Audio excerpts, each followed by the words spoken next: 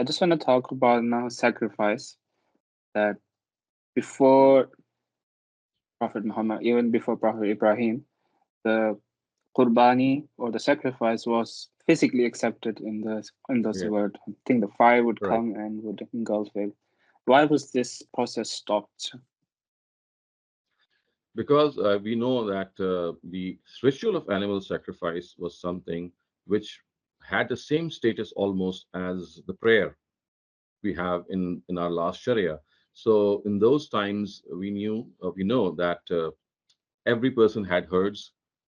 They had herds of cattle and goats, and it was very easy for them to do that. And it was like a household thing. I mean, it's like having some sheep or some goats or even camels in every house.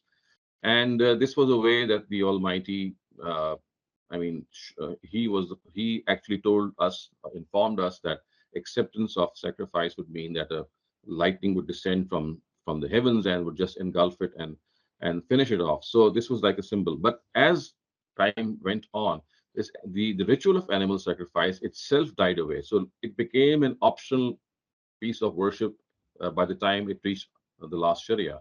In the earlier times, it was a mandatory piece of worship also. It was a mandatory worship ritual. And if you pick up the Torah, you'll find that this ritual was to be offered every and on every small thing. I mean, and it's like offering the prayer as if you're offering five sheep per day. It was so common. So once this change in civilization and structure took place, that animals were no longer part or that essential a part of a human society as they were in that culture in which people had herds. So it seems that the Almighty in the last Sharia did not carry it on. And of course, the fact that whether he accepts animal sacrifice or not is something that was meant for him to convey his own intention in the times of the period of prophethood himself.